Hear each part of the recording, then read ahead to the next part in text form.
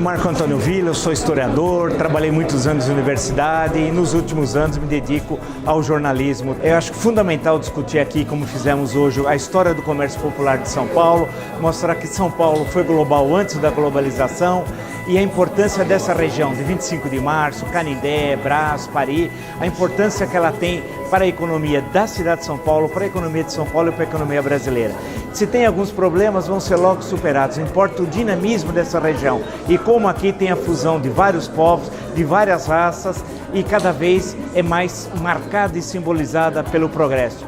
Eu sempre admiro muito o centro, todo esse circuito de compras, pela importância que ele tem. E não é de hoje, hein? É uma importância já secular.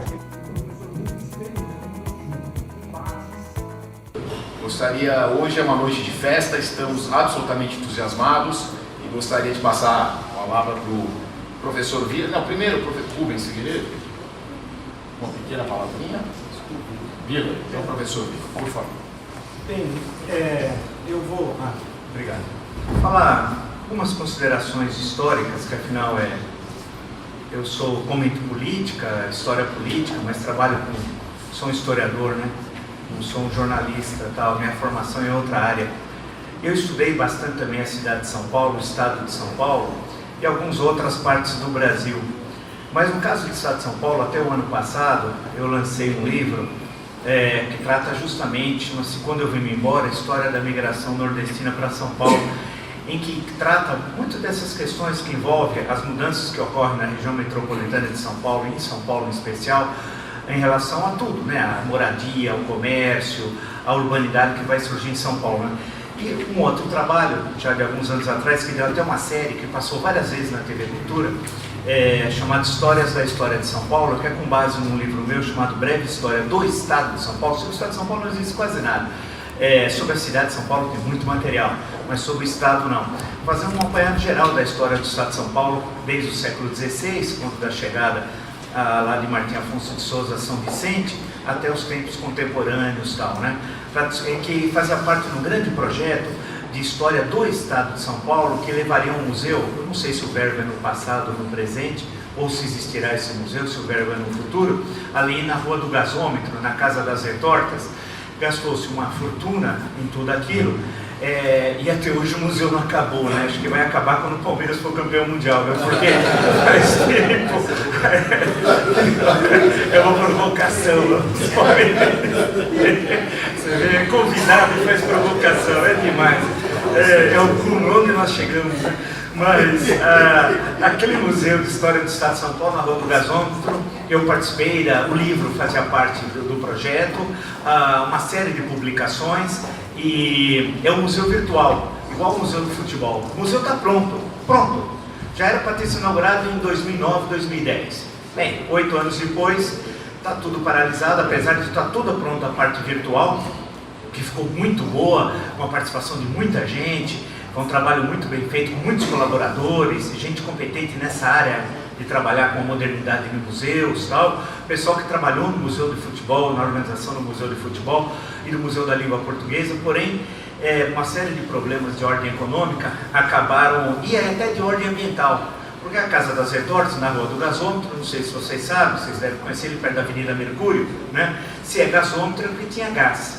Então, qualquer pessoa que tem uns 2 neurônios que se comunicam entre si, vai falar o seguinte: fazia gás, provavelmente tenha contaminado alguma coisa. Claro, você acertou, contaminou alguma coisa. Porém, quando fizeram o projeto do edifício, restaurar o edifício da Casa das Retortas, esqueceram de fazer uma pequena escavação, coisa simples, para saber se o solo estava contaminado. E, evidentemente, quando foram fazer a escavação, descobriram que o solo estava contaminado, como é óbvio, né? É óbvio, só podia estar. A descontaminação foi barata, custou acho que 15 milhões de reais, coisa barata, simples, tal, para descontaminar o solo, porque não sabiam que o solo estava contaminado. E o museu tem 3 planos, né? E, portanto, aí foi feito aquilo, e no fim, olha, por incrível que pareça, faz algum tempo que eu não passo na região, nem sei o que aconteceu, mas gastou-se muitos milhões, em torno de 70, 75 milhões, olha aqui, é dinheiro, hein? Continua fechado e até hoje não foi inaugurado. Isso é uma coisa assim terrível, tá? E atrás tem um prédio de memória do Estado de São Paulo, política e social administrativa, que eu também participei, fiz um monte de entrevistas que só Deus sabe onde elas estão, inclusive no vídeo. E E por que eu estou dizendo isso? Porque tudo isso possibilitou que eu pudesse estudar um pouco também a cidade de São Paulo, a região metropolitana, que são mais quase 3 dúzias de municípios, né? E o caso de São Paulo é um caso exemplar.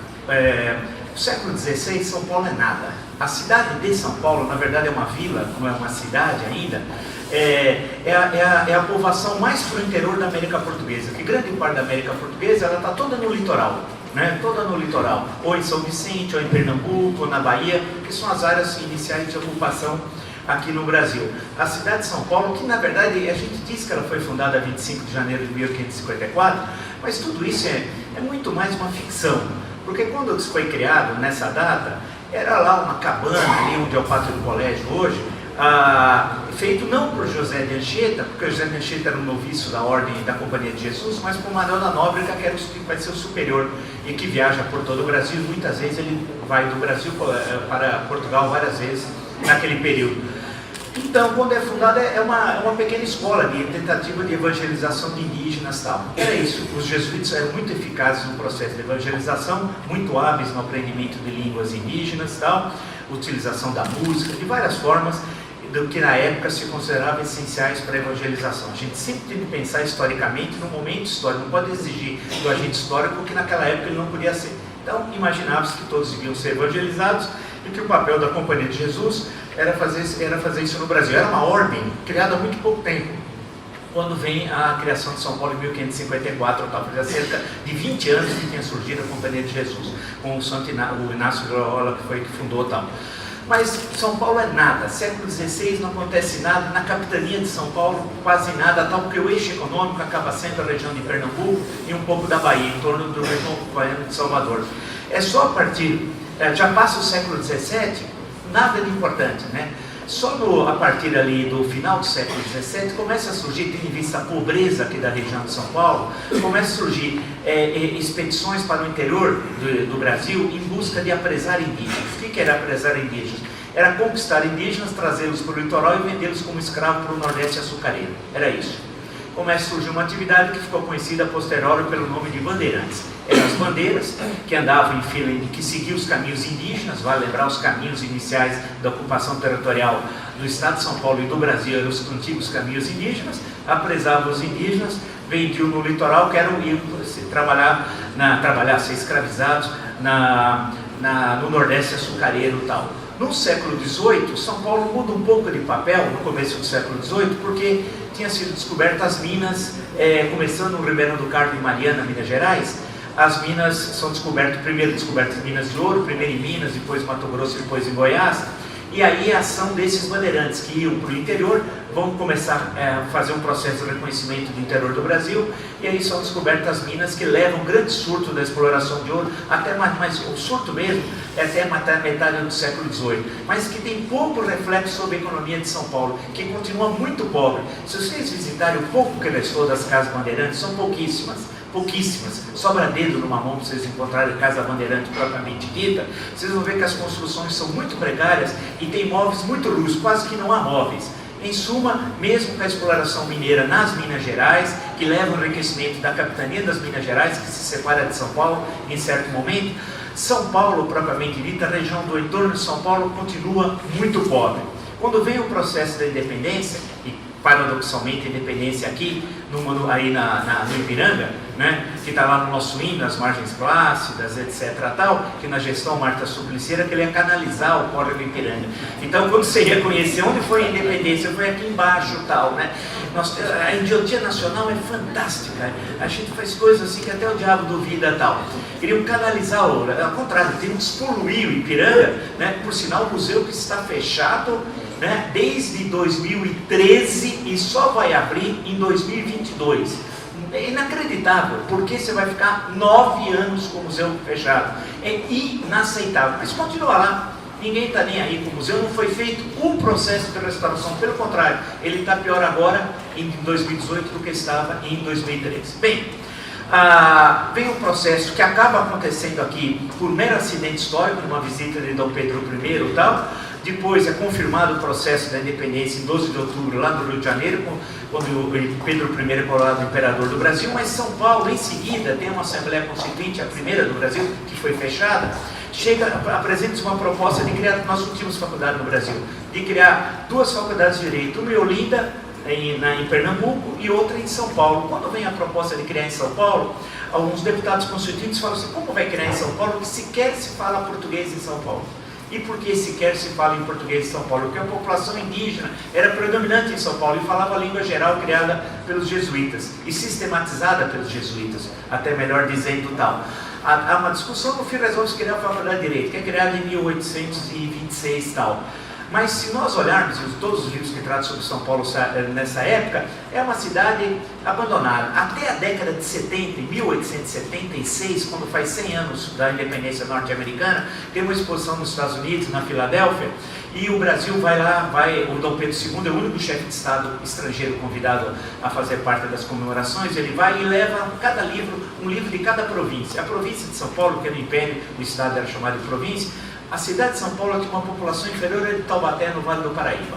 Portanto, até 1876, final da década de 70, século XIX, São Paulo continuava sendo um burgo, no máximo um burgo de estudantes por causa da Faculdade de Direito, e com muito poucos alunos tal. Economicamente não representava nada. A mudança fundamental é a década de 80, quando surge o café. O café revoluciona rapidamente São Paulo. O café chega pelo Vale do Paraíba, no estado do Rio de Janeiro, depois pelo Vale do Paraíba paulista, né, e passa por São Paulo e vai subir em direção ao chamado, na época, de Oeste, tal, a região de Campinas, tal, inicialmente. E aí São Paulo vira um centro comercial. É aí que você pode começar a falar que São Paulo é um centro comercial. Porque de São Paulo vão partir as ferrovias, para o interior e para o litoral, para Santos. E se desenvolve um centro financeiro, bancário, né, e um centro comercial que começa a abastecer as regiões dinâmicas do interior do estado, que são muito produtivas. E rapidamente, nesses últimos 20 anos do século XIX, São Paulo cresce rapidamente, especialmente após a abolição da escravidão em 1888, com a chegada em larga escala de imigrantes. Pela primeira vez pode-se falar chegada em larga escala de imigrantes na história do Brasil. E o primeiro local que chega em larga escala é a cidade de São Paulo. São italianos, em sua maior parte, espanhóis, portugueses. O número de imigrantes é tão grande que em 1900, 2/3 da população de São Paulo, 2/3 não eram brasileiros. 2/3 não eram brasileiros. Para ver quão importante.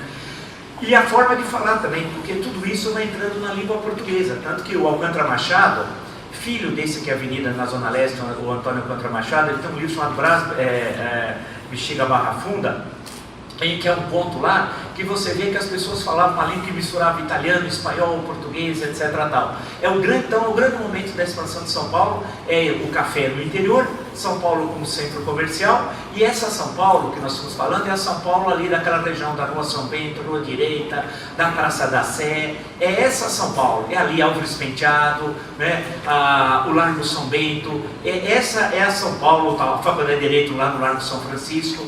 Essa São Paulo que se desenvolve naquele período, e em termos comerciais, ali fundamentalmente é o comércio. E se estende depois para regiões próximas ao Rio Tietê, chegando até o Bom Retiro, onde também vai ser uma região com forte presença de imigrantes, no caso do comércio. E a região que vai indo para a Zona Leste, Brás, Moca, aí é uma região industrial. E aí também que é predominante o trabalhador de origem estrangeira. Então toda a região Brás, Paris, Moca, é a forte presença da indústria nessa região e a presença de trabalhadores estrangeiros. E em certas indústrias se chegava a ter 70%, 80% dos trabalhadores eram estrangeiros tal. E isso faz com que a cidade se desenvolva muito nessa região, que é o processo inicial de industrialização de São Paulo, mas tem sérios problemas de comércio e de abastecimento. É o momento que se constrói do outro lado do Rio Tamanduateí, do lado de cá, onde nós estamos, o mercado municipal, que vai ser fundamental também para abastecer a população da região do início, que hoje se chama de Zona Leste e tal, que é uma denominação mais recente. E o comércio então pega toda essa região que vem do Bom Retiro, passa ali pela região central, chegando até um pedacinho do Brás, onde hoje é a Estação Roosevelt, que é uma denominação moderna também que não tinha naquele momento.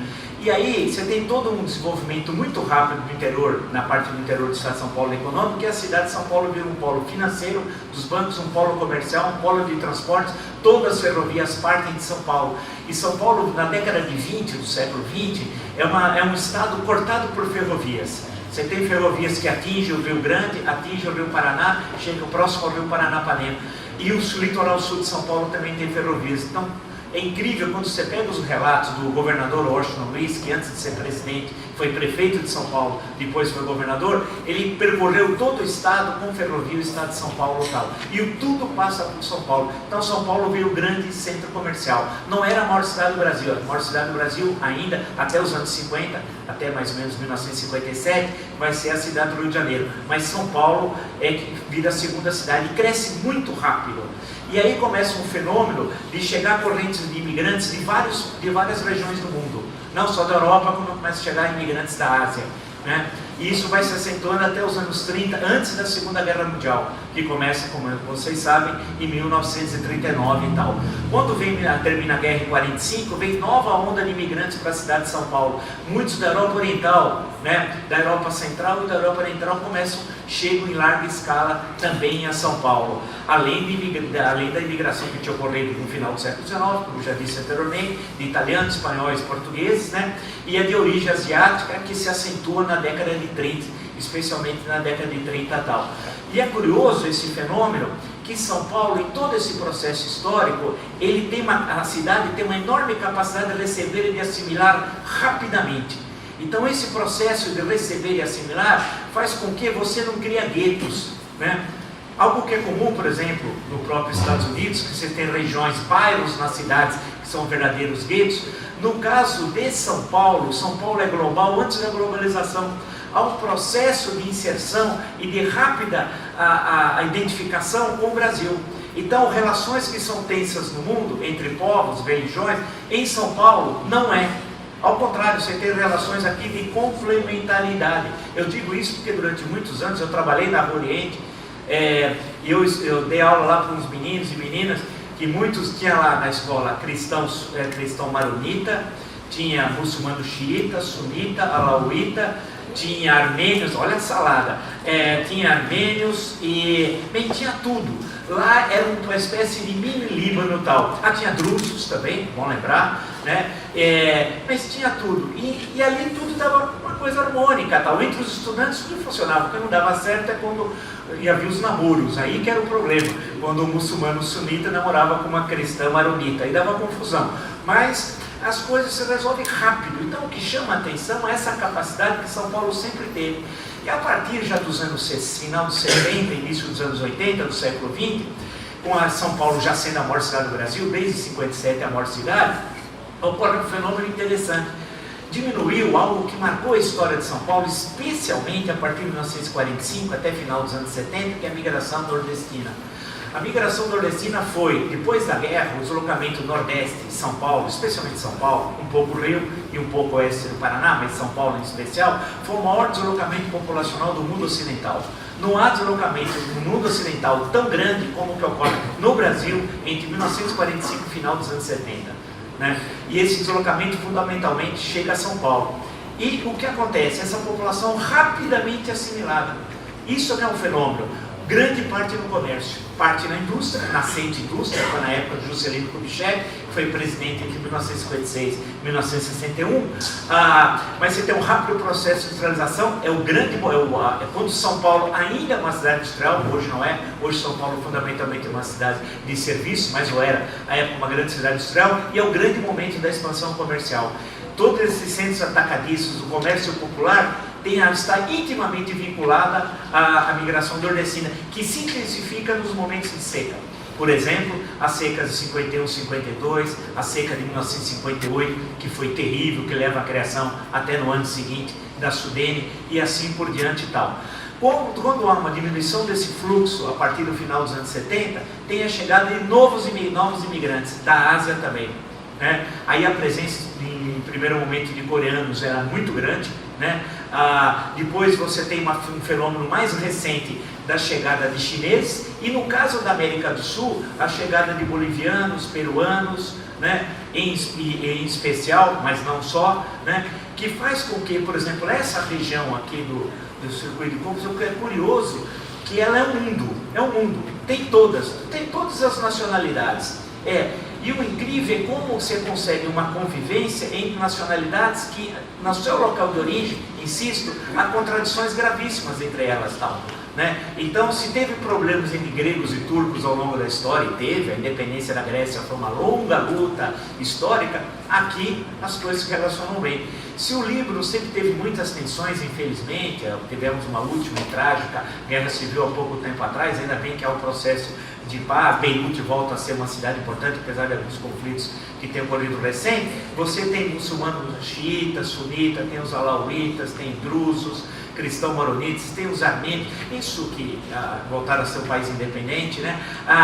Você tem tudo isso presente aqui, e o dinamismo de São Paulo, e o que chama atenção é como essa região, especialmente que hoje do grande comércio atacadista de São Paulo, ela se transformou. O Paris, por exemplo, era uma região industrial, né? Então você tem toda uma parte da região industrial que se transformou numa região comercial, que é uma característica de São Paulo e do estado de São Paulo, que é uma área virar decadente e depois virar florescente, decadente e florescente.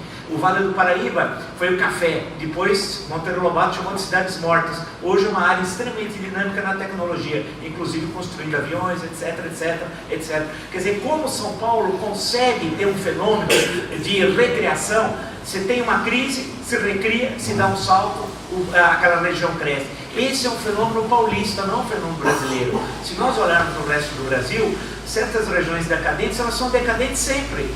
Fica numa lenta letargia secular. No caso de São Paulo, você tem essas transformações. Então, em toda essa região que pega desde ali, 25 de março, vai lembrar, é a data da Constituição de 1824. Por isso que é rua 25 de março. A única Constituição que teve império, a de 1824, foi promulgada no dia 25 de março. Veio o nome da rua e depois daquela rua bem fácil de descer, a Rua da Constituição, né? Que é muito acessível. Se você escorregar, você vai parar lá embaixo, né? Se estiver chovendo e uma mulher de salto alto, vai ser duro andar ali, né? Naquelas calçadas que sempre são muito boas em São Paulo, maravilhosas, tá? São Paulo, mas tem calçadas fantásticas, tal. Parece o mar tenebroso da lua, cheio de crateras, né? Mas para virar uma cidade civilizada precisa ter calçadas. Eu vim falando, já falei ao prefeito outro dia. Na Pamplona, já contei o exemplo da Pamplona 300 vezes, já falei, basta ter um metro, expliquei e tal. Aí nós vamos ter, que é básico e tal, inclusive para o comércio. Você precisa circular na calçada para ver as lojas, para ver o comércio. Se você circula andando no meio da rua com medo de ser atropelado, você sequer vê o comércio e coloca em risco a sua vida. Então, o que é curioso, e para não me estender muito, que eu não quero cansá-los aí, é que como que nós entramos no século XXI e a cidade foi virando essa coisa fantástica. Porque a chegada, por exemplo, de ônibus do interior de cidades que vão fazendo comércio, quando eu estive visitando há pouco tempo atrás aqui, fazia um tempo que eu não via a região ali da Rua Oriente, Barão de Ladara, etc. Tal. Eu tinha passado antes aqui aquela região ali do Paris, onde era a antiga Tostines, que eu me lembro da Tostines por causa do cheiro de bolacha, né? Que ficava o dia inteiro, tinha lá o cheiro de bolacha. Aí a primeira vez que eu entrei lá, depois que não era mais fácil que hoje, eu falei, mas isso aqui é um outro mundo, né? Coisa fantástica, não sei lá quantos blocos, se eu estiver errado, 2.500, 3.000, não sei, era uma loucura, tinha coisa para diabo lá. Eu falava uma coisa inacreditável, tal. Como é que aquilo que poderia ser, como há em várias cidades e bairros, ser uma decadência, ficar uma zona deteriorada, virou uma área florescente tão rapidamente, a passagem. E quando eu estive visitando aqui, vendo shoppings em que você tem hotel em cima, tem estacionamento embaixo, eu não sabia tal, inclusive porque tem tanta gente nas calçadas que é difícil vê-los, né? Então, precisa pedir licença para quem está na calçada para poder, que essa é uma outra coisa, para organizar. Precisa organizar por ordem na casa. Sem ordem não há comércio, não há nada, né? Não há liberdade, não há civilização, nós somos na barbárie. Então isso precisa ser resolvido. Então o que chama a atenção é o século XXI, como essa região ela foi se transformando e como ela tem marcos históricos importantes que na nossa correria diária a gente não vê. E é natural, muitas vezes não dá tempo de olhar, até porque a gente está com medo de ser assaltado. Mas e a gente não vê os marcos históricos importantes que tem nessa ampla região. Poxa, tem coisas incríveis, monumentos históricos importantes, estátuas, eventos históricos que ocorreram na região que são importantes e que acabam perdidos no meio dessa poluição tal, que basta recuperá-los e combinar, né, seria uma coisa tão importante, combinar essa questão de uma acessibilidade no campo das compras, melhorar a qualidade das compras com um processo histórico no sentido de maior, como existe em algumas cidades do mundo tal, porque a região de São Paulo, foi o núcleo de São Paulo, é toda essa região que vem da 25 de março, chega até o Brasparia aproximadamente e tal. Essa é a São Paulo que deu um grande salto para virar a maior cidade da América do Sul. Então acho que e que concentra hoje o grande comércio popular tal. Se nós olharmos outras áreas do Brasil, você vai ter sempre o comércio popular. Eu conheço São Bernardo, meus pais nasceram em São Bernardo do Campo. Qual é o grande centro comercial de São Bernardo do Campo? A Rua Marechal Deodoro tal, né? Que é, por sinal, São Bernardo é uma cidade pessimamente organizada, tudo apertadinho, tudo mal feito, ruas sem saída, ruas apertadas, é um caos. Basta cair um pé d'água e inunda tudo, como agora, uma semana atrás, está um verdadeiro desastre e tal. Foi feito um piscinão pela gestão do PT, não terminou até hoje, claro, o dinheiro foi aplicado em outras coisas, né? E desapareceu. Até hoje, cadê o piscinão? Não existe, sumiu. Só tem um projeto, bem, no máximo tem um projeto. Então a questão que se coloca é que nós temos grandes condições, eu acho que de desenvolver ainda mais esse comércio, virar uma referência para o Brasil e para a América do Sul, tá bom? Obrigado.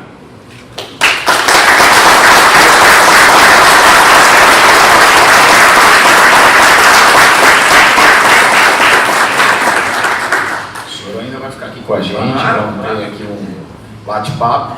Eu gostaria de pedir para o Rubens e para o Thomas iniciarem a condução agora desse bate-papo. Rubens, por favor, se puder.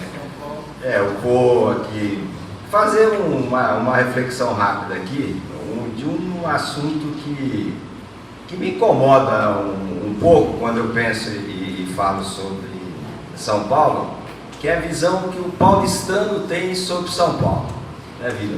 Sim. De vez em quando saem pesquisas, né, que deixam a gente pensando sobre essa depressão, esse caráter depressivo que o paulistano parece ter. Quando você pergunta assim, você mudaria de São Paulo se você pudesse? Em 2015 teve uma pesquisa que metade das crianças e dos adolescentes mudariam de São Paulo. Em 2017 uma pesquisa mostrou que quase 60% dos eleitores paulistanos mudariam de São Paulo se pudesse. E eu fico pensando, né, por que esse número tão alto? Trabalho muito com pesquisa e tem um tipo de pesquisa que é um grupo de discussão. A gente reúne as pessoas, coloca numa sala, tem um roteiro, tem uma moderadora e você começa a perguntar como é que a pessoa vive, que ela faz. E a gente pergunta sempre o que você acha de São Paulo. É uma das primeiras perguntas. E é incrível como aparece. Trânsito, transporte ruim, espontaneamente antes. Violência, muito morador de rua, Cracolândia, enchentes, poluição, só coisa ruim. E eu tive a oportunidade de fazer alguns trabalhos desses no Rio de Janeiro, que não está lá essa maravilha, mas lá no Rio de Janeiro aparece que beleza, praia, povo alegre, samba. Então, o carioca ele gosta mais do Rio, e a imprensa carioca gosta mais do Rio do que o paulistano gosta de São Paulo, e a imprensa paulista, com exceção do Vida, paulistana gosta de São Paulo. Então aqui, qualquer problema, ele é amplificado de uma tal maneira que parece que não existe coisa boa em São Paulo. É incrível. Aí quando você começa a perguntar, bom, tudo bem, São Paulo tem tudo isso de ruim, mas o que tem de bom aqui? E aí, principalmente no eleitor de uma classe de escolaridade mais alta, aqui é o lugar do trabalho. Aqui tem desenvolvimento, aqui tem dinamismo, as pessoas conseguem emprego, aqui tem progresso, o comércio é forte. Aí começa a falar de saúde, não, aqui tem o hospital. Negócio fantástico que o Dória fez quando o Pomini estava na gestão Dória, aquele corujão da saúde. Uma ideia zerou a fila de exame que vinha se arrastando há anos. Uma ideia, uma ação coordenada com o governo estadual. Aqui, como o Vila falou, museus, universidades, aqui estão os meios de comunicação mais fortes, parques. Você vai no Morumbi, tem o Hotel Tangará lá, que é um negócio que você parece que está em Paris. Pô. Fantástico, pouquíssima gente conhece. Gastronomia, nossos restaurantes são espetaculares, cinemas, shows, espetáculos, corridas. E o futebol. A gente tem em São Paulo um time que ganhou um campeonato esse ano, que é um dos maiores times do mundo, o Corinthians, que ganhou um campeonato paulista no começo do ano. E tem 2 campeonatos mundiais. Né? Mais ou menos. Mais ou menos, né? Mais coisa. Eu não vou entrar em polêmica aqui. É um presidente maravilhoso. A gente tem o site da FIFA. Então, a gente... E nós fomos muito... Os prefeitos que São Paulo teve, né? Um conjunto de políticos que ganharam a eleição. Então, foi o Jânio, Erundina, Maluf, Pita, Marta, Serra Kassab, Haddad, Dória e agora o Bruno Covas. Com exceção do Pita, do Maluf, do Kassab e do Serra, sempre houve uma oscilação entre políticos que a gente poderia chamar de direita com políticos que a gente poderia chamar de esquerda. E sempre quem entra, ele tenta fazer o contrário daquilo que o outro fez por causa dessa orientação ideológica diferente. Então eu queria chamar a atenção, se eu pudesse deixar uma sementinha aqui, para a gente refletir um pouco e ajudar a convencer as pessoas que convivem com a gente, que se a gente não gostar da nossa cidade, se a gente quiser ir embora, vai ser difícil a cidade se amar. Né? E a gente vê, as pessoas vêm de fora, nós fomos no Brás, né, Vitor? É impressionante o dinamismo daquilo lá. Agora, você não pode, vai ter uma hora que você não vai conseguir andar na rua, agora parece que o prefeito Bruno Covas está fazendo uma ação, porque os ambulantes simplesmente ocuparam o espaço público. Então não adianta público. Então não adianta você ter uma cidade com todo esse potencial, com toda essa riqueza e essa diversidade, se o poder público não faz sua parte. Se a gente não fizer esse esforço de amor por São Paulo, o poder público fizer a sua parte, nós vamos fazer como o Bussunda fez. Quando aquele humorista do Cacete Planeta tinha uma enquete perguntando qual é o lugar mais estranho que você fez sexo. Perguntava para uma série de artistas. Um falava, foi no elevador, outro falava, na praia. O Bussunda falou, foi em São Paulo. Obrigado.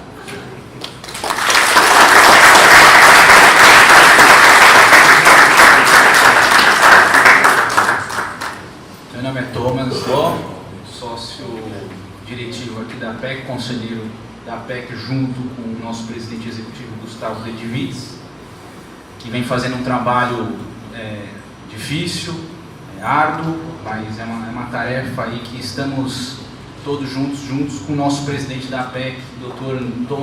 Ademir Antônio Moraes. E eu gostaria de parabenizar o professor Marco Antônio Villa pela exposição, essa questão histórica do centro de São Paulo. Eu acho que São Paulo é a força motriz do país. Eu acho que tudo começa aqui em São Paulo, quando a gente pensa principalmente no centro de São Paulo, onde a gente tem os principais ícones de São Paulo, que é o Mercadão de São Paulo, e outros demais itens que temos no centro. Também agradecer a presença do professor Anderson Pomini, um advogado eleitoral, professor Rubens Figueiredo do meu lado, e algumas pessoas que estão aqui, registrar a presença deles, que é o professor Dr. Armando Rovai, ex-presidente da JUSESP, da Junta Comercial de São Paulo, Dr. Peter Souza, novo presidente da OAB Santana, também faz parte da APEC, Dr. Mário Marcovitch, presidente do CONSEG São Paulo, especialmente na região da Sé e 25 de março, questão de segurança pública, com o Dr. Mário Marcovitch, alguns outros colegas, Dr. João Mansur, Dr. Ricardo Requena, também nosso amigo Dr. Sérgio Redó, da API, presidente da API, e dizer que essa palestra vai de encontro com o que a gente quer passar um recado, na verdade. Hoje é o Dia Nacional do Combate à Pirataria. E a APEC, com essa movimentação toda, juntou todos os empresários da região do centro, porque falta uma voz de liderança nessa sociedade. Havia uma lacuna para os microempresários. Empresários, seja de sociedade limitada, de uma MEI, microempresários. E é nesse intuito, nesse objetivo, com essa junção de empresários, de pessoas do bem, que a gente pensa em ter esse tipo de eloquência junto aos poderes públicos e também fazer um estudo, porque a gente fez um estudo liderado pelo professor Rubens Figueiredo. E qual que é o estudo dessa área? A 25 de março era uma região conhecida por atacado e varejo. Hoje o comércio da 25 de março migrou, e é o que o professor Vila falou, ele foi para o Paris, ele mudou para o Brás, onde as confecções são, o mundo, como é que tem até a nossa revista da PEC, tem uma reportagem. Hoje, onde é que você compra o jeans bom? É no Brás.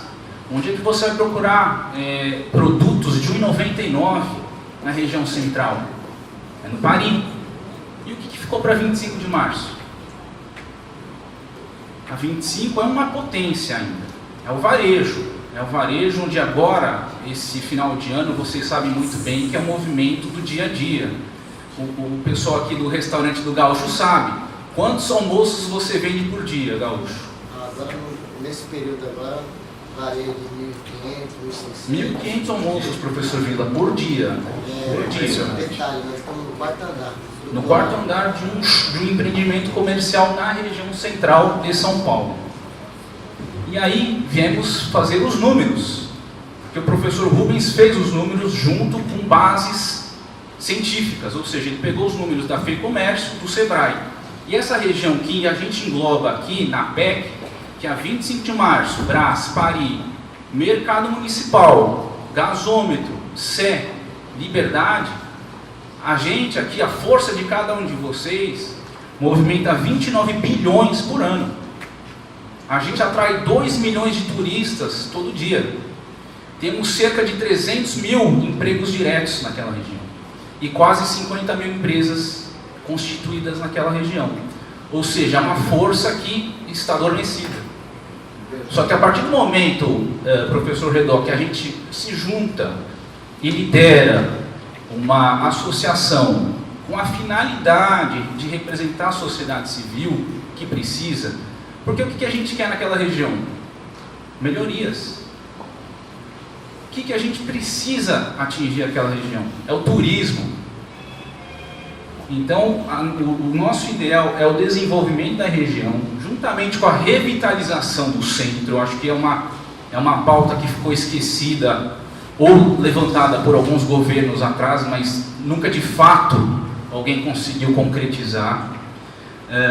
Requalificar o comércio de São Paulo, eu acho que é importante, é por isso que a gente tem feito inúmeras palestras aqui de capacitação.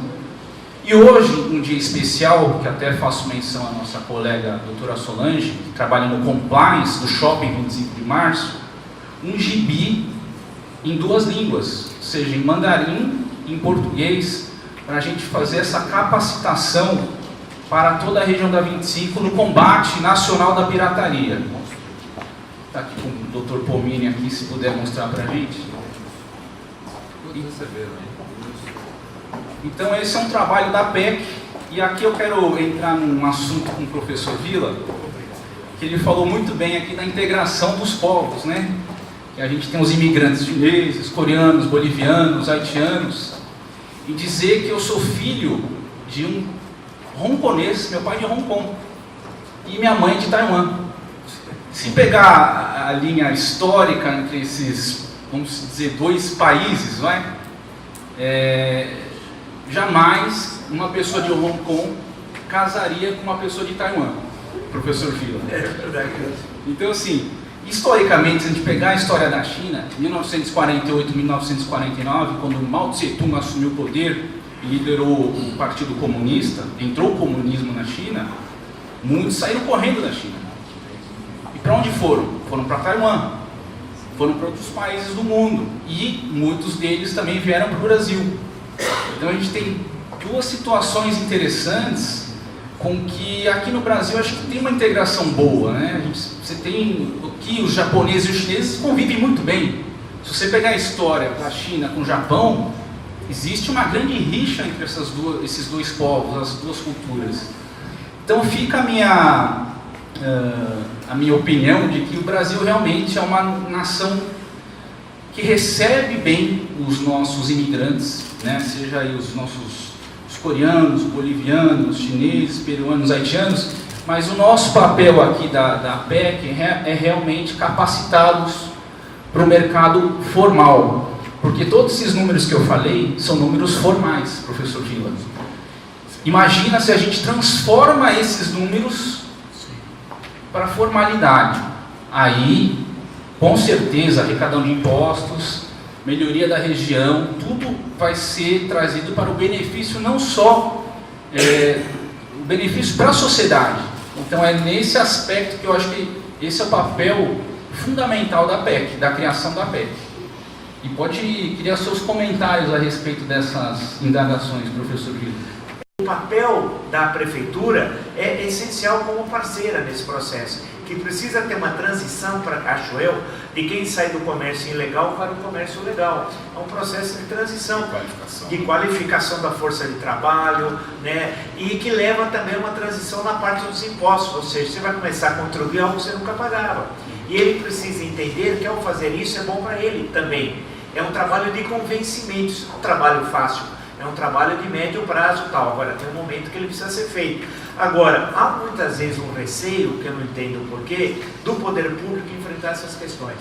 Há um receio de perder voto, de criar tensão social ou supostamente retirar empregos. O comércio ilegal é que retira empregos. Não é a legalização do comércio ilegal, é justamente o inverso, né? Agora, mas para isso é necessário ter coragem e tal. O que falta muitas vezes aos nossos governantes é coragem, é disposição ao trabalho e enfrentamento. É aquilo que eu cobrava sempre, né, da Jovem Pan, só para encher mesmo.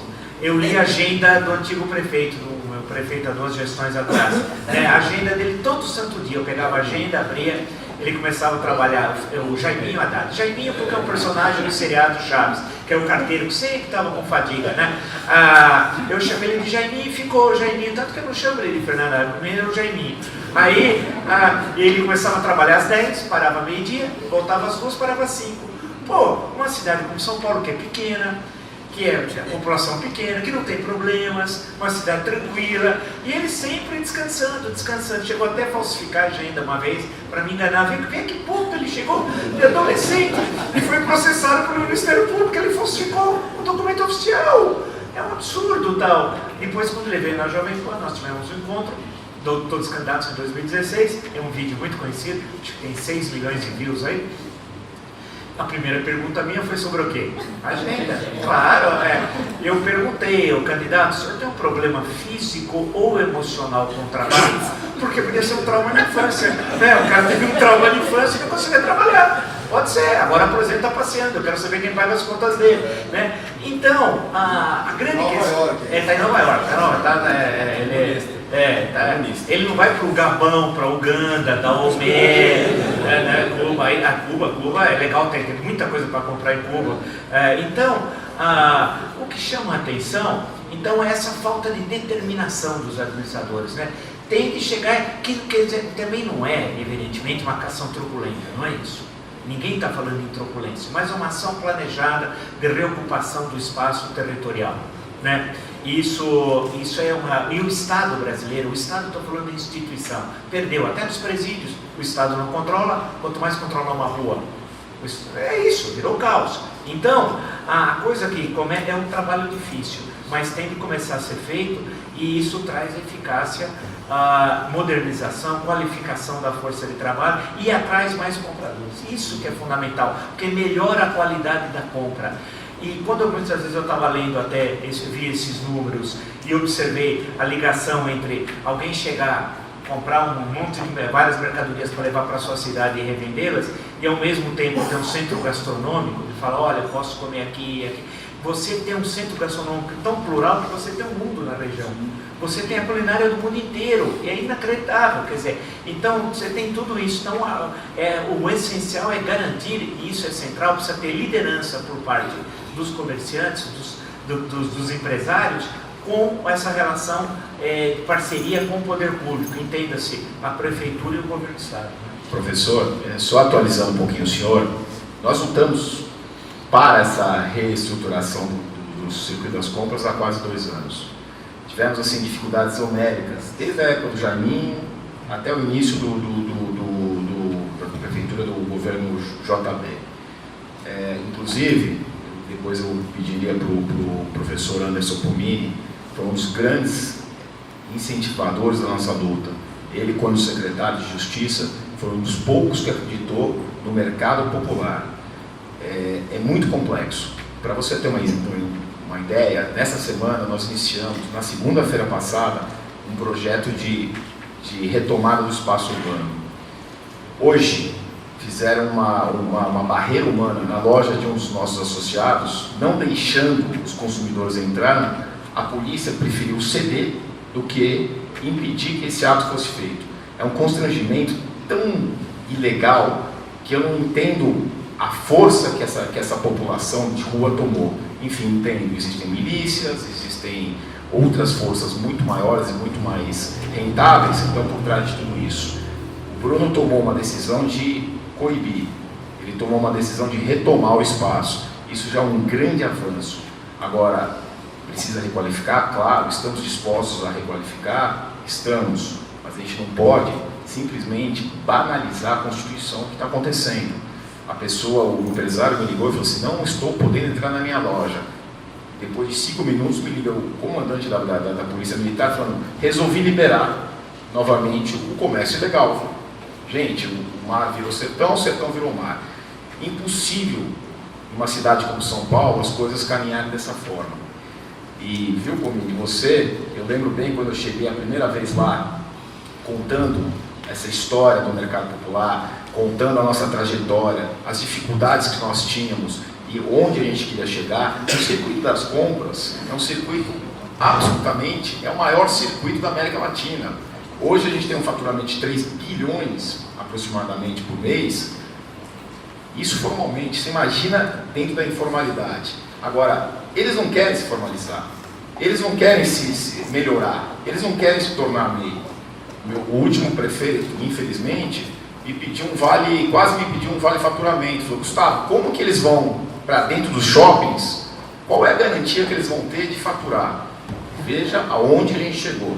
Viu, Pomini? Eu nunca te agradeci, mas faço questão de lhe agradecer, porque naquele momento que eu levei o primeiro projeto, que se tornou o Projeto Abraça, você foi um dos poucos que esteve lá ao lado e acreditava que era uma forma de a gente requalificar, de a gente trazer para dentro e formalizar essa população, que é uma população hoje que domina por conta da ilegalidade.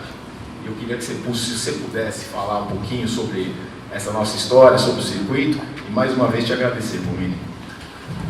Boa noite a todos, é um prazer muito grande estar aqui com vocês, cumprimentar o Gustavo, que coordena esse brilhante trabalho frente à APEC, cumprimentar o professor Vila. Enquanto ele falava, eu procurava anotações. Tudo o que ele falou aqui foi simplesmente de lembrança. Vejam o conteúdo desse professor. Não é à toa que é um dos maiores jornalistas e historiadores do Brasil. Cumprimentar o professor Rubens Figueiredo, da mesma forma, um dos maiores pesquisadores do Brasil. Eu sempre aprendo muito com o professor Rubens, assistindo às suas entrevistas na TV Cultura. Queridíssimo amigo e também professor Thomas Down. Vejam só, 2 observações, Gustavo. Primeiro, a minha curta experiência como gestor público no Executivo. Eu ocupei a Secretaria de Justiça e, tendo em vista a judicialização do país, todos os grandes temas são levados a esta Secretaria, a Justiça como um todo. Afinal de contas, é a Justiça quem coordena o país, né? Inflacionada pelo Ministério Público, pela imprensa, pela sociedade, que não mais confia no Estado que está falido. E é exatamente este o cenário que encontramos, professor Vila. O Estado está falido. O Estado não tem credibilidade para exercer e aplicar a norma. Um polícia ele se sente absolutamente inseguro para exercer o seu papel de polícia, exercer a sua força constitucional, aquilo que é previsto em lei. Isso aconteceu, por exemplo, quando enfrentamos a questão da Cracolândia em São Paulo. É preciso, defendiam os promotores ou os defensores dos direitos humanos, que a polícia convença o drogadito a se retirar de um local. Mas como se ele não tem condições de falar por si? Como se ele não se reconhece mais como pessoa, abandonado pela sua própria família, ou seja, morando na praça, dependente químico? Este raciocínio também se estende àquele local do circuito das compras. É um Estado sem lei. Infelizmente, o Estado que nós conhecemos hoje, ele carece de credibilidade, legitimidade e de uma série de outros atributos que eu poderia qualificar. Eu cito um exemplo que acontece muito em Nova York, por exemplo. Um morador de rua que eventualmente queira ocupar um espaço público, ele simplesmente é convidado a se retirar. E caso não se retire, a polícia daquele condado terá poder para algemar esta pessoa e levar preso. Aqui não. Aqui, se um polícia, se um guarda metropolitano, ou se este polícia que é responsável pela desocupação do espaço público, ali no circuito das compras, ele exercer o seu poder de polícia, ele responderá perante a diversos órgãos de controle, ações civis públicas, ações junto ao seu comando do militar, representações do Ministério Público, muitos órgãos, inclusive da própria imprensa, onde já se viu, vejam só, extrapolou no exercício da sua força policial. Então, o Estado, que é representado pelo policial, por óbvio, e também é representado pelos políticos, ele está acovardado. É preciso que se recupere prestígio. E o professor Rubens Figueiredo tocou num ponto que é muito sensível e interessante. É preciso que a prefeitura age. É preciso que o Estado haja. É verdade. Mas tendo em vista esta carência de legitimidade deste período que vivemos, eu arrisco a dizer que é preciso que a iniciativa privada, que os comerciantes, que os cidadãos deixem o paternalismo de lado, ou seja, aquela história que o Estado deva resolver tudo, e passe a apresentar soluções e a tomar a iniciativa do Estado. Porque se não fizermos, a prefeitura está falida.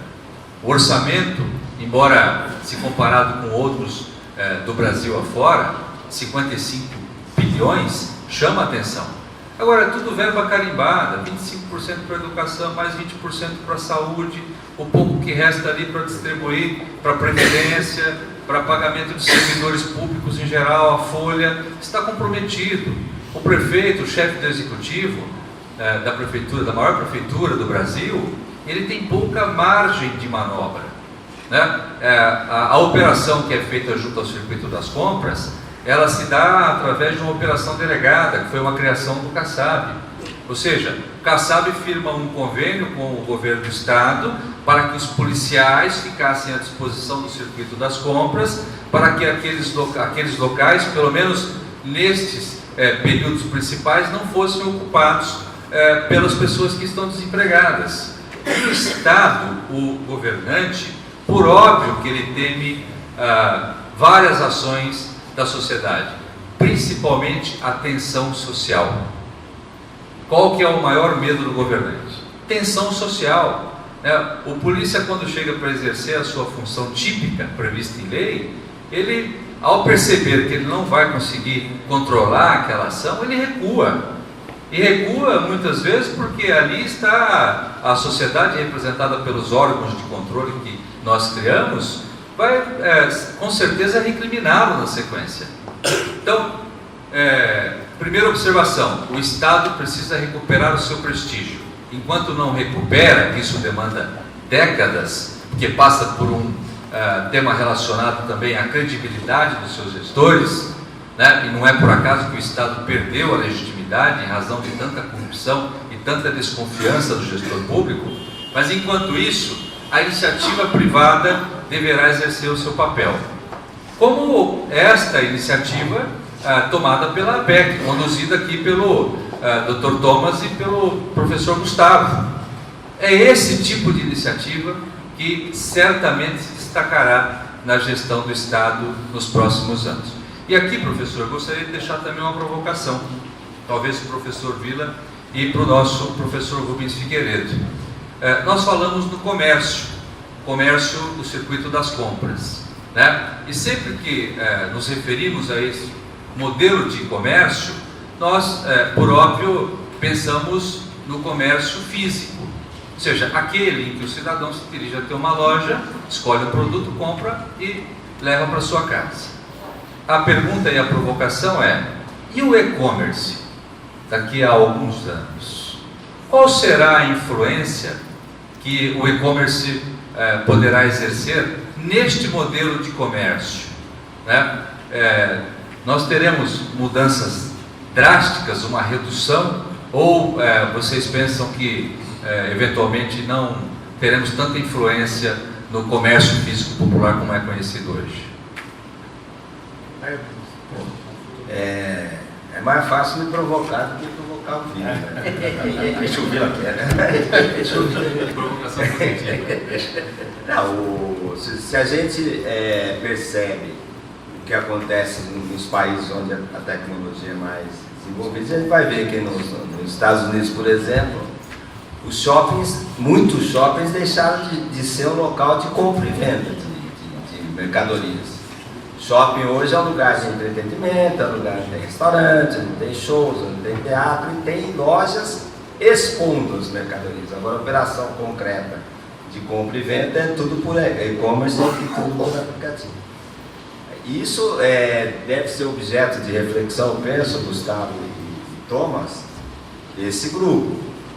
Porque, veja bem, se o poder público não consegue garantir que as pessoas cheguem às lojas, se você tem a concorrência na frente do seu estabelecimento de um comerciante que não paga imposto, que vende produto pirata, e que não deixa o comprador entrar na sua loja, você tem que pensar em outras maneiras de você resolver esse problema. Eu vejo no Brasil um investimento monstruoso, com shoppings, com estacionamentos enormes para ônibus de 2 andares, no shopping, no subsolo.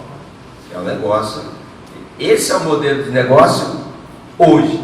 Mas quem lê os livros do Harari, por exemplo, vão perceber que isso daí, em algum tempo, vai ter que ser repensado, porque com o desenvolvimento da tecnologia, os algoritmos estão sabendo o que as pessoas querem. Então, hoje você liga o Netflix, aparece lá os filmes que ele sabe o que você gosta. Tem um capítulo desse livro Homo Deus que mostra lá que o algoritmo é capaz de ver entre 2 namorados aquele que é mais viável para a menina. Então é um negócio alucinante que vai acontecer. Eu acho que a PEC, como saiu na pole position, né, nesse processo, tem que pensar sobre isso. Também tem muito investimento físico feito, mas é possível fazer com que o e-commerce potencialize os negócios e não inviabilize. Se me permite, professor, só um apontamento. Rubens, eu entendo que o mercado popular, o shopping popular, jamais deixará de existir. O shopping de classe A e B, concordo absolutamente com você, serão experiências, as lojas virarão experiências de compra. Você compra na internet, vai ali, prova. Agora no Brás, Parica, Lidé 25, o fenômeno é diferente. Existe sim a experiência de estar no mercado popular. Eles precisam ver o produto, eles precisam sentir o produto.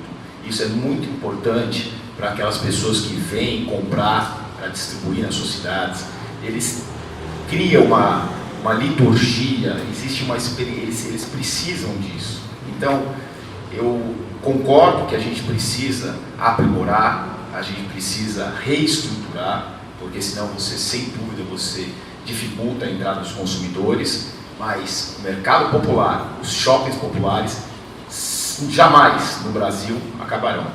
Enfim, eu acho que essa é um pouco a minha opinião, pelo que eu passo esses 18 anos. Eu vejo pessoas vindo do Mato Grosso, vindo da Bolívia, do Brás, Paris, Canindé 25, porque eles precisam ver o produto, experimentar o produto, analisar se tem qualidade, se não tem qualidade, quantos. E é interessante, porque existe a relação lojista e o comprador, que é uma relação de anos, que iniciou com o filho, hoje tem já o neto que está vindo comprar, o pai, quer dizer, enfim, é um fenômeno que vai existir, mas no comércio já está existindo, mas acho que o mercado popular é um mercado que demora um pouco ainda a acontecer essa questão virtual.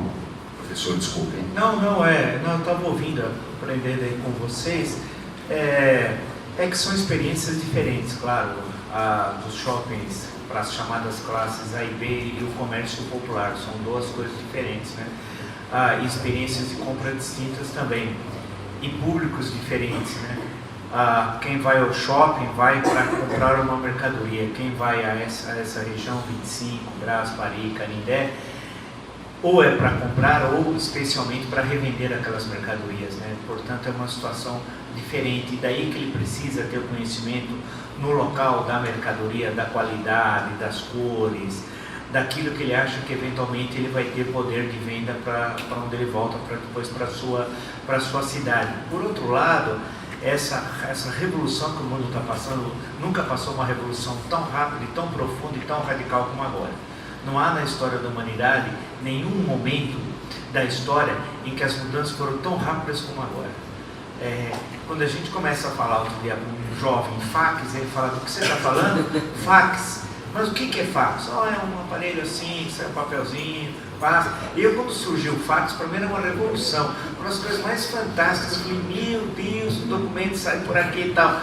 Pô, o fax faz tão pouco tempo, né? Porque antes as modificações elas permaneciam décadas, hoje elas permanecem 1 ano, né? 2 anos. Outro dia, para falar o que era fita cassete e tal. Mas aí, o que é fita cassete? É um retângulo assim, que as duas coisas ficam girando, etc. Tal. Nunca tinha visto uma fita. E não é um fenômeno, você vai explicando coisas assim do cotidiano, coisas simples. Então são revoluções muito rápidas no tempo que estão ocorrendo e que vão afetar também o comércio. Claro que aí o desafio ao comércio atacadista vai ser como se adaptar a esse comércio, né? Como demonstrar, e aí experiências no estrangeiro que pode servir, né? Claro, porque a gente tem de aprender com os outros. Não é querer copiar, fazer um macaquismo, nada disso. Mas é aprender com outras experiências internacionais, como elas trabalham com esse tipo de comércio popular, que não existe isso no mundo inteiro, e ver como é que essa característica, como é que estão enfrentando hoje suas modificações. Mas é um grande desafio, quer dizer, se adaptar a essa modernidade, e o que muda muito rapidamente. Algumas pessoas tentam se adaptar e se adaptam mal, e se dão mal. E eu quero dizer que, como presidente da IEMB que fui, no turismo de compras, nós fomos o primeiro a fazer um terminal, não é? Ali, está lá, que hoje não serve mais para nada, mas no fundo nós organizamos muito bem aquele terminal rodoviário, bem no centro do Mercadão ali, com essa finalidade, porque os ônibus não tinham onde parar. Quer dizer, e parece até que é uma coisa impressionante. As autoridades querem resolver isso, não é que não querem.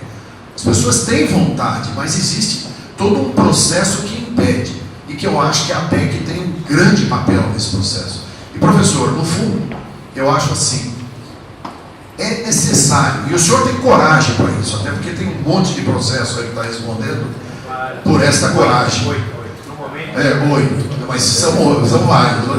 Enfim, exatamente. E olha, eu até vou ser sincero, tem grandes advogados que podem lhe defender com tranquilidade. Aliás, o senhor está cercado de alguns deles. Thomas. Boa noite a todos. Eu me chamo Armando Paes, eu sou presidente da Federação Brasileira dos Correspondentes Bancários. O senhor tocou no e-commerce. Acho que é uma grande dificuldade hoje, meio de pagamento. A sonegação fiscal é gigantesca. O acesso a meio de pagamento desses comerciantes é difícil. Hoje você tem uma guerra nas máquinas de POS, você tem quase 30 marcas, Stone, Moderninha. Então eu queria saber se a APEC está se preparando para orientar esse lojista a escolher a máquina certa. Hoje a moderninha, todo mundo acha que é o máximo, pratica as maiores taxas e isso passa a ser um agiota eletrônico, porque ela é a agiotagem, ela ganha na antecipação. Então o comerciante vende para receber a 30 dias e ela cobra de 3 a 8% por mês a antecipação, vira um agiota eletrônico. Então eu queria saber se a APEC tem algum tipo de trabalho nesse sentido para fortalecer o lojista linearmente. Hoje as máquinas estão sendo vendidas no CPF, que é um crime, eu acho que tem que ser no CNPJ para que possa pagar imposto e gerar bastante, tirar a sonegação. Então eu queria saber se a APEC está trabalhando nesse sentido de meio de pagamento. Vou falar um pouquinho, você vê como é que é a tecnologia, né? Hoje o tema é sobre a história do centro de São Paulo, do mercado popular. Você vê que anos atrás tinha o que? Pirataria de CDs. Todo mundo, você via nas ruas, o pessoal vendendo CD pirata, DVD pirata. E hoje isso mudou completamente. Hoje as pessoas compram via streaming, seja Spotify, seja Netflix, YouTube. Hoje o comportamento do consumidor mudou. E a tecnologia praticamente quebrou essa questão da pirataria. E eu acho que qual é o futuro do circuito das compras? Esse é o artigo que a gente escreveu agora na nossa revista APEC, que será distribuída na semana que vem. Eu indago, a gente coloca algumas questões, qual que é o futuro? Qual que é o Smart City que queremos colocar nesse circuito? E o que é um Smart City? É uma região comercial interligada, totalmente interligada com a internet, com hotspot, com questões que o consumidor possa, de repente, atravessar aquilo que o presidente Sérgio Redó falou. Moeda digital. De repente pode ser até o futuro, porque aí você evitaria a corrupção, Sérgio Redó. Quer dizer, você já tem ali o blockchain, seja blockchain, moeda digital. Essa moeda, ela é certa, determinada. E se tiver algum bloqueio na moeda, de repente, você sabe identificar a questão da corrupção. Então, essa é uma das indagações, eu acho que o futuro está aí, não está muito longe. E realmente a gente tem um departamento já cuidando dessas questões de cartão, dessa parte financeira dentro da PEC. Gustavo, quer acrescentar? Então, a PEC sempre tem um processo, desde a formalização, a tentativa de informar o nosso associado. A gente luta por isso. Muitos dos nossos associados, eles acabam cometendo algum tipo de dano ou cometendo alguma infração por falta de informação. Basicamente é assim que acontece. Eles chegam aqui às vezes muito mal informados e são muito explorados por terceiros não tão de boa fé. Então o objetivo nosso é esse. A gente precisa, além de formalizar, dar informação. O Thomas brilhantemente ministra assim, diversas palestras aqui semanalmente, convidando esses associados para entender um pouco mais sobre o processo, desde importação, até a questão de meios de pagamento, até a questão de pagamentos de impostos. A gente precisa tentar requalificar o nosso associado. Esse é um grande objetivo da associação. Não é fácil, porque os exploradores também são bastante hábeis e são muito mais inteligentes que às vezes a gente. Eles caminham pelo caminho da ilegalidade, buscam sempre a facilidade e às vezes eles trazem esse comerciante de uma forma bastante como droga, né? Eles acabam consumindo o cara e o cara fica com medo desse miliciante ou dessa pessoa que infelizmente aí o trata aí de maneira não tão legal. Mas a PEC, dentro dos seus princípios, basicamente é esse. A gente tem que formalizar e ajudar o nosso associado. Rubens, você quer Só para a gente poder encerrar. Rapidamente aqui, fazer um comentário sobre o que o Vila e o Pomini e o Sérgio falaram. Talvez nós estejamos num momento muito especial para fazer essa ação, Gustavo e Thomas, de retomada do espaço público. Porque a sociedade brasileira mudou muito. Eu lembro, durante a campanha do Dória, ele foi no debate e defendeu a privatização, sem medo. Quando o Alckmin foi presidente da República, lembra, Vila? Teve que aparecer com um macacão ridículo, com Petrobras, Correios, Banco do Brasil. Então a sociedade mudou. E a sociedade, ela quer ordem. Não é à toa que ela elegeu o Bolsonaro. E o prefeito Bruno Covas, ele precisa arrumar um inimigo, porque ninguém sabe a que ele veio. Então eu acho que esse momento, Thomas, com a ajuda da sociedade, porque não é um problema, é igual aquela história do cara que está devendo. Se eu devo R$1.000 para o Pomini, o problema é dele. Né? Não, se eu devo 1.000, o problema é meu. Se eu devo 100 mil, o problema é dele. Agora, se eu devo 30 milhões, o problema é de todo mundo.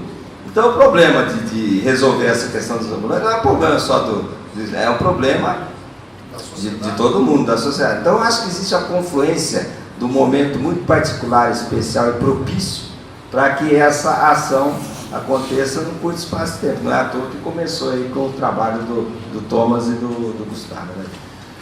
Gente, eu queria... Mais alguém?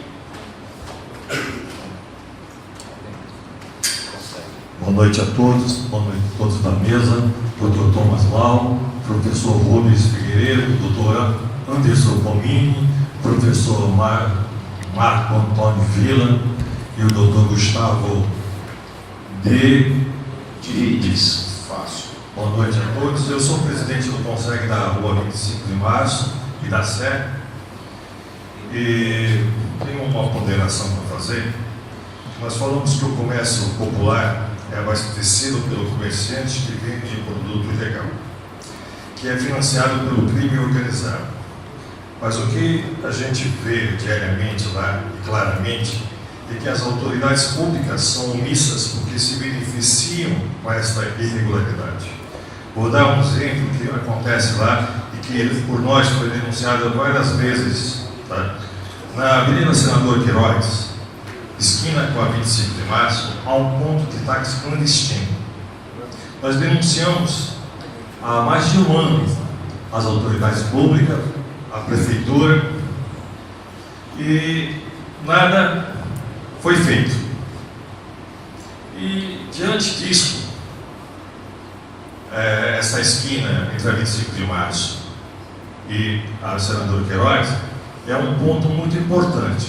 Então, em razão dessa omissão, instalou-se também uma pastelaria. Uma barraquinha de uma pastelaria que se instalou lá, não se sabe como, né? Da noite para o dia, me disseram à prefeitura que ela estava instalada, me parece que lá no Parque Dom Pedro. E de repente ela se instalou lá.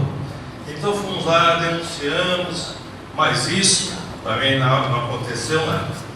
E daí, passou mais um tempinho, se instalou-se naquele quadrilátero lá, nas calçadas, uma feirinha, que é conhecida como Feira do Peixe, os caranguejos. Então, veja, diante dessa omissão das autoridades públicas e, acima de tudo, da corrupção dessas autoridades, temos um caos de trânsito na Avenida Senador Queiroz. Então, para finalizar, a omissão e a corrupção dentro da administração pública é que alimenta o crime e o comércio ilegal na nossa região da 25 de março. Nós denunciamos isso, tá? Mensalmente estamos lá, né, fazendo as reuniões, tá? As autoridades ficam do nosso lado, já conversamos com o prefeito, conversamos com todo mundo, mas nada se resolve. O que acontece é que surgem aqueles boatos. Não, é porque o fiscal passou ali, recebeu não sei o que lá, né? E assim vai. Então, nós denunciamos, mas a omissão, né, e a corrupção dessas autoridades é que, ao meu ver, contribuem para o comércio irregular.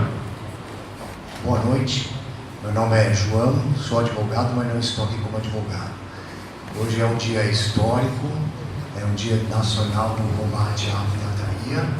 E quero deixar aqui a minha homenagem, porque o meu avô, professor Vila, descendente de libanês, chegou ao Brasil e praticamente faleceu sem escrever o português.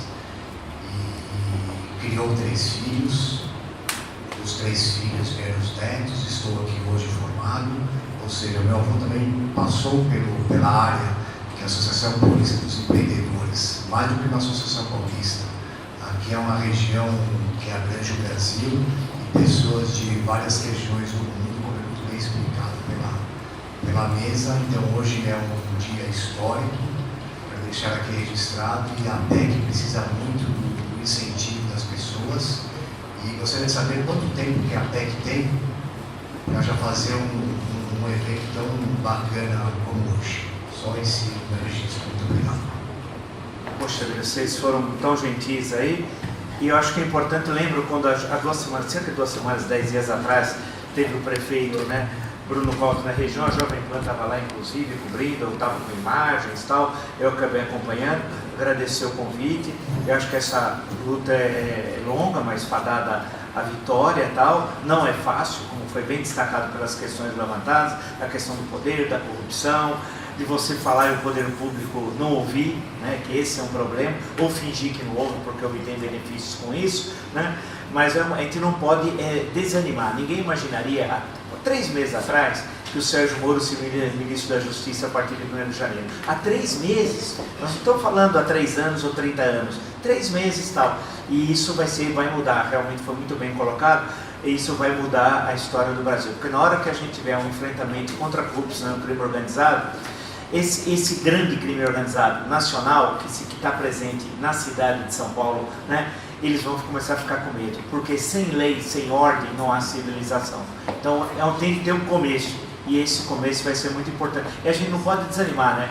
Porque é legal isso no Brasil, a gente não desanima, a gente continua lutando. Foi graças a esse nosso esforço que teve o impeachment. Quem imaginaria? Eu lembro que quando teve 15 de março de 2015, a primeira manifestação, muitos disseram, não adianta nada na rua, vai ficar tudo igual. Aí depois ia ficar igual, não vai ter impeachment. Depois, quando foi autorizado o processo, o Senado vai votar contra, aí votou a favor. Depois não vai ter condenação do Lula, teve condenação, ele não vai ser preso, foi preso, né? Aí ele vai ser candidato, sim, vai ser presidente, não foi candidato porque a lei não permitia e não foi presidente. Quer dizer, então perceba que aconteceu, tem aqueles, sabe, que sempre querem remar, falar, não vai acontecer. É a nossa insistência que a gente construiu esse Brasil de hoje. Eu tenho certeza que essas demandas que não são fáceis, mas ele tem um começo, e esse começo é muito exitoso, e no final vai se obter uma vitória, né? Tá bom, muito obrigado pela